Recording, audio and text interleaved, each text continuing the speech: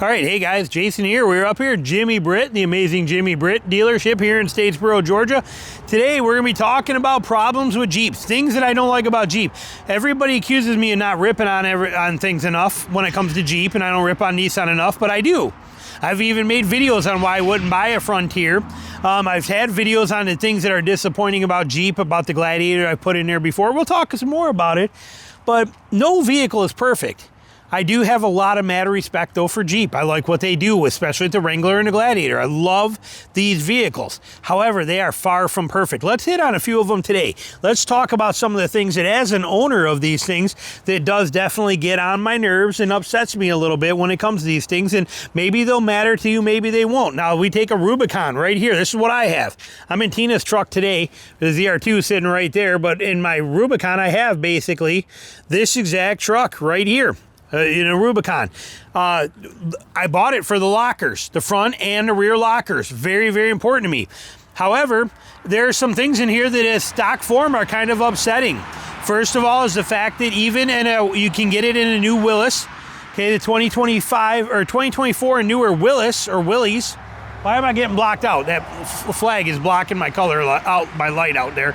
But here's another Rubicon right here, but you get front and rear lockers in here. However, Jeep, like many companies still today, will not let you use your rear locker in 4 high in this. They do, but they make you jump through some hoops. You have to go into the Off-Road Plus pages.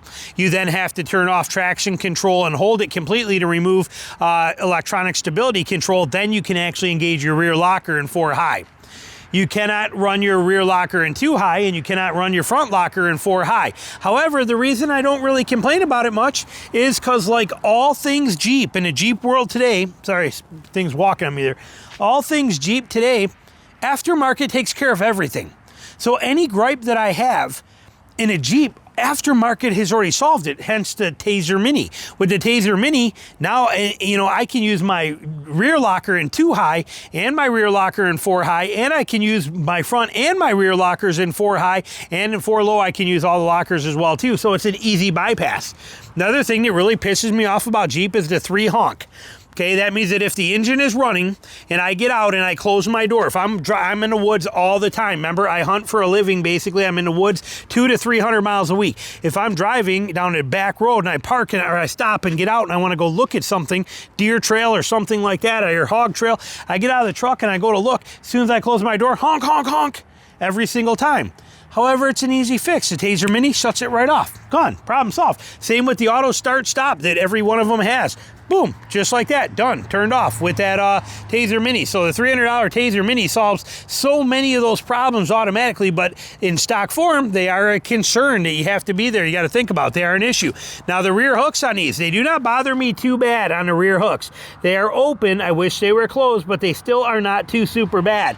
But when you're working kinetic ropes and things like that, these rear hooks, you got to be careful that you don't end up falling out.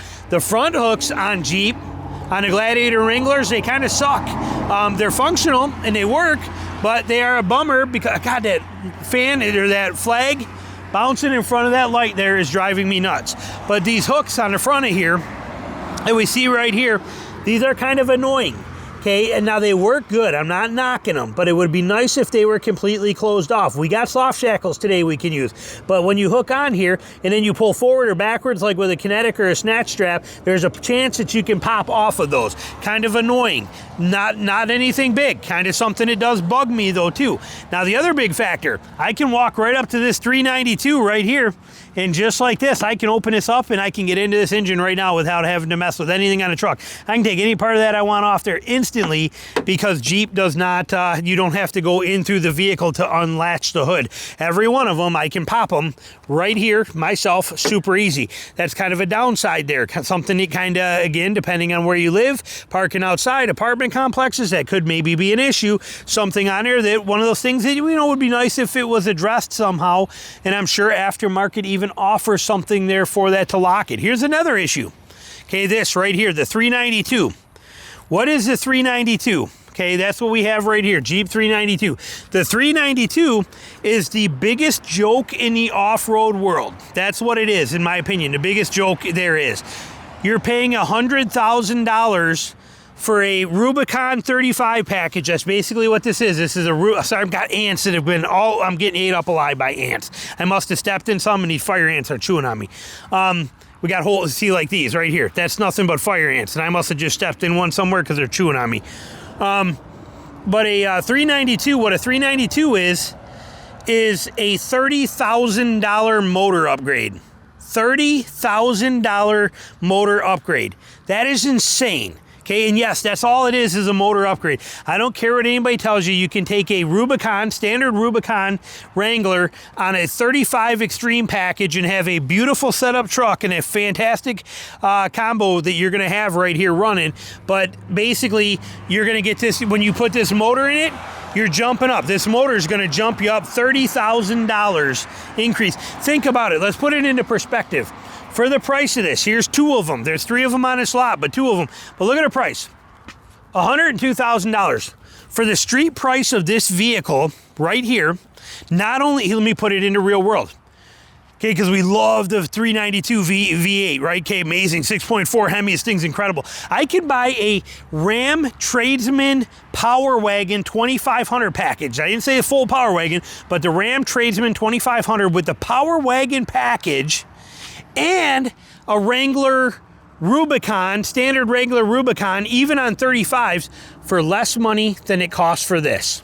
So for the price of this, I could actually have a HD truck running the same exact motor as this. Front and rear lockers, one of the best off-road trucks ever made in that Tradesman Power Wagon version. And I could have this in a regular V6 version for the price of that. That's how crazy those numbers are. I could have, for the price of that, I could buy a Gladiator truck, and I could buy a totally decked out Wrangler as well too, and have both of them for the price of that. So that motor option is $392. That is a joke on Jeep. That's what that is. That is an absolute joke of a vehicle when it comes down to when you break down a real factor and cost factor in it. And it doesn't even have a good suspension.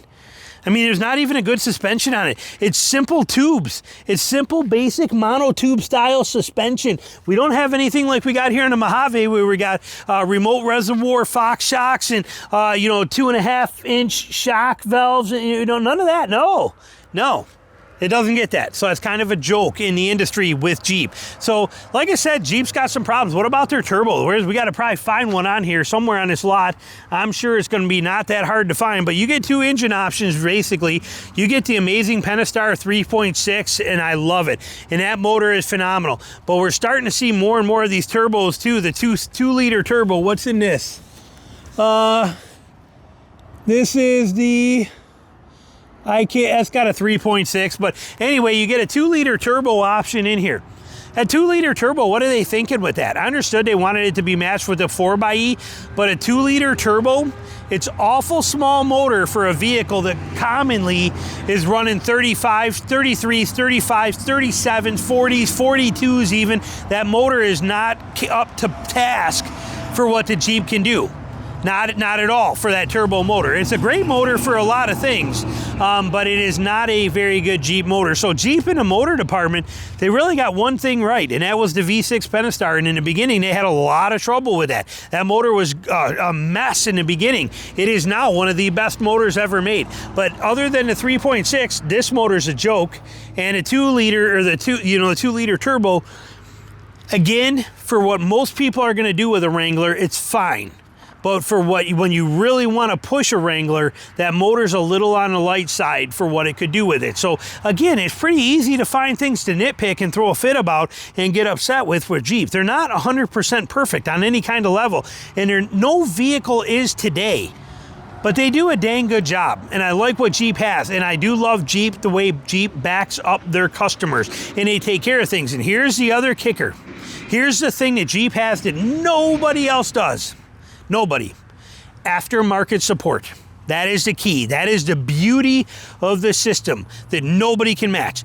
Every single component on this entire vehicle, 100%, can be rebuilt by aftermarket parts with never even calling Jeep. Every single thing of this vehicle can be built without even having to contact Jeep for anything. So let's say, for example, let's say that you had, again, let's take this Rubicon Gladiator, and let's say that, you know, you blew the gears out of the rear end of this thing. Okay, gears are gone. Something happened, stripped out your gears, you're done, and the diff is done. You can literally, and Jeep, and say if Jeep was like Ford, they're like, well, it's going to take us 6 to 8 months to get you that part. It's on back order.